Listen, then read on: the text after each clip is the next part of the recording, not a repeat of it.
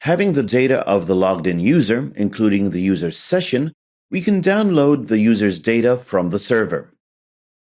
In this case, we'll get the list of the to-do objects created for the given user. To do so, we'll test a couple of things we've already discussed. We'll use the async task to download data in the background. We'll use HTTP utils to get the data collection. And we'll parse it using a JSON array object, transforming it into appropriate model objects. As a result, we'll get a list of objects, which we'll later be able to display as a list. But first, let's focus on downloading data. We have to prepare the async task because we'll need to execute an HTTP query again.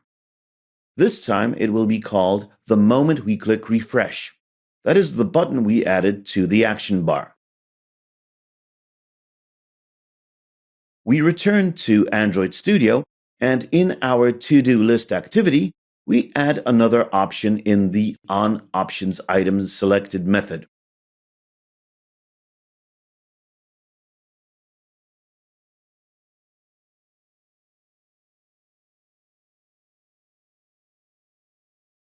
This time, we handle the refresh action. In this case, we'll call the async task, to which we don't have to pass any data because all data will be accessible from its level. That's why we can pass a void type as a parameter. It's a special type to which we can assign only a null. It's usually used to mark that we don't need parameters in a given place. We also won't inform about the progress, so let's use void. We return the to-do type list of objects.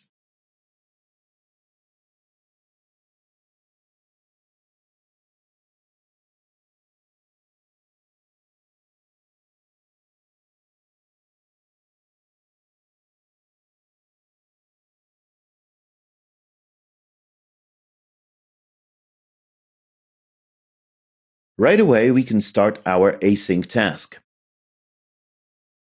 Given that var args is actually an array, in an extreme case, we can provide 0 elements. That is, omit the parameter. The method will be called, and we'll be waiting for the list which we'll return. In order to get the data, first we need HTTP utils getToDos. This is a method prepared especially in order to get data. If we look at the parse documentation, we see that in case of API REST, we can execute queries by directly providing the object name and the class name to be downloaded in the URL address. In our case, it's the to-do object. Obviously, we shouldn't forget about adding headers. If we didn't provide the session token here, we would receive objects visible to everyone. In our case, objects are assigned to the user at the moment of their creation. Because ACL has a specific value, which means that it's available only for the chosen user, by providing a session token, we introduce ourselves as the given user. We get a list of elements which are visible to us. We see such a call when we look inside HTTP utils. We want to select data in the form of a to-do class with the get method, and we pass our session token and get all the tasks which belong to us this way.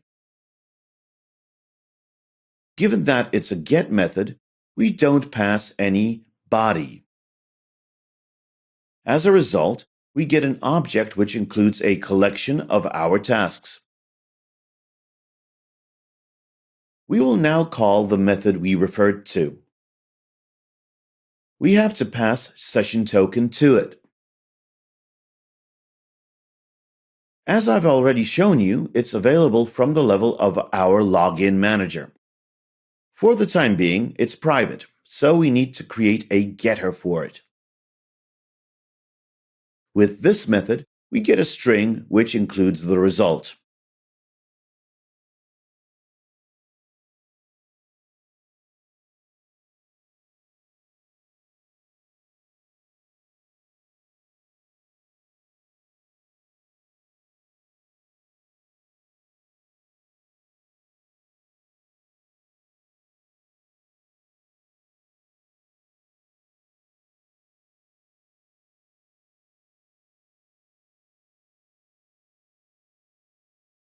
The moment the result is obtained, we can log it to see what we've managed to get.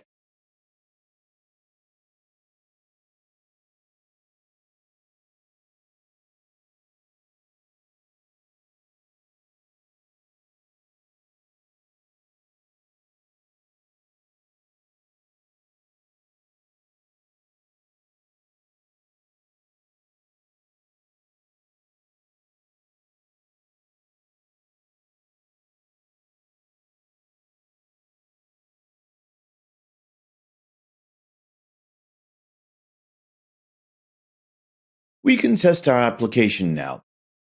If we call the refresh option, in the logcat we'll see that we've obtained the result. We've got here, for instance, the result array. We can paste the obtained code into the JSON lint tool.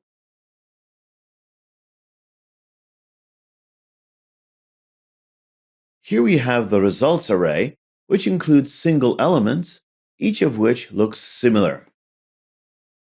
We have the content, the information about the task completion, the user who created the document, the date of creation, the date of the last update, the unique ID of the element, as well as the ACL.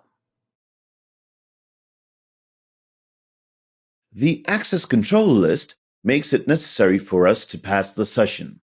Otherwise, we won't be able to read the data. Only the current user may read the given element. Parsing such an object is pretty tedious. That's why we'll use the existing code attached to the module. It's a to-do Java class which we can paste to our project. In our case, an implementation of such a class already exists, so we can replace the code with the new one.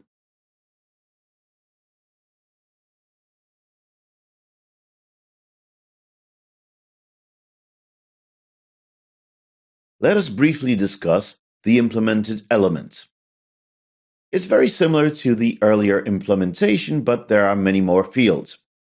Here, we'll find the content and done fields, which were there from the very beginning.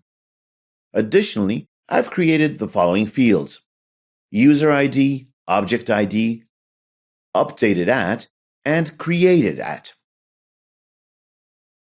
The keys which enable extracting data from a JSON object are also here in the form of constants.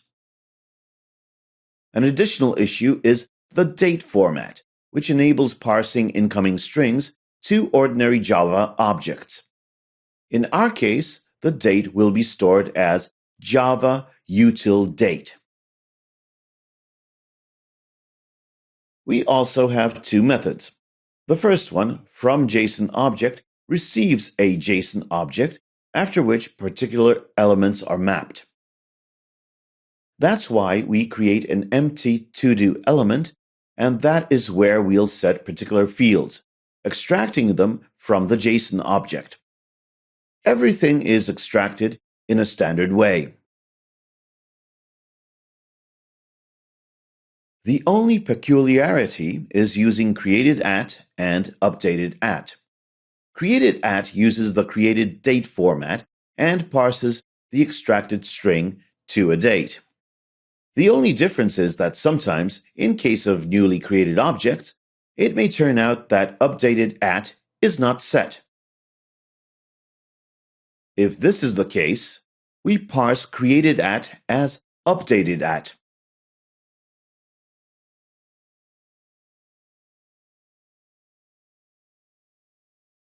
Additionally, to gain access to the user ID, first we need to gain access to the user object.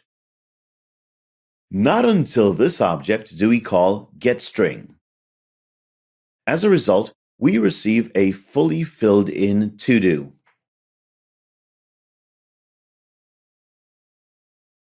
Now that we have the results collection, we also have a method which receives a JSON array and returns a to-do as a result.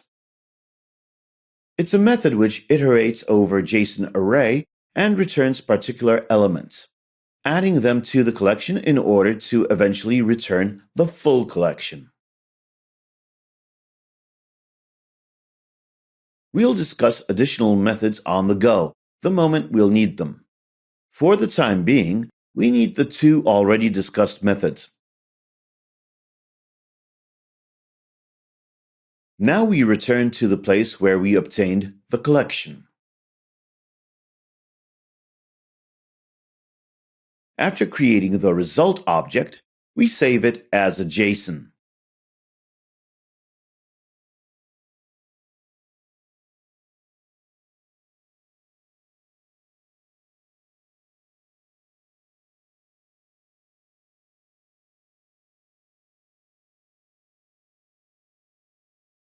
If everything went all right, we can get our collection contained under the name results from the JSON object.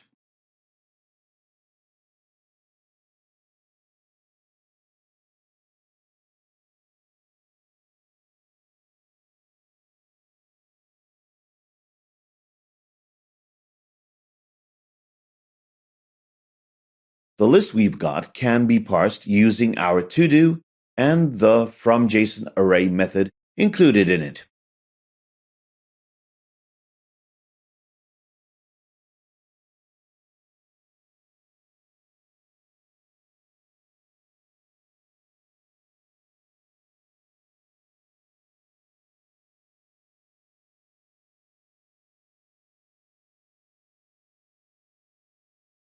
Now our method returns the element list.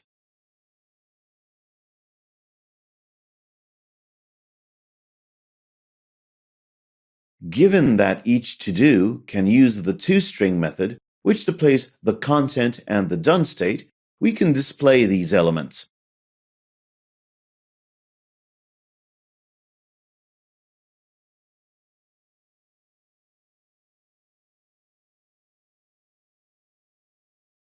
After the download is finished, we can iterate over all the elements and display them in the onPostExecute method.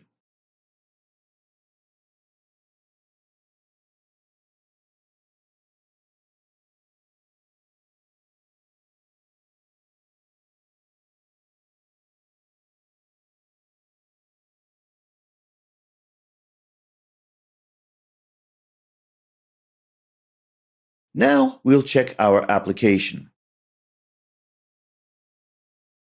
After clicking the refresh button, we see that it still executes our query. We also see the full collection of our objects, parsed and prepared for further processing. In the next module, we'll deal with displaying the obtained elements as a list with the use of adapters.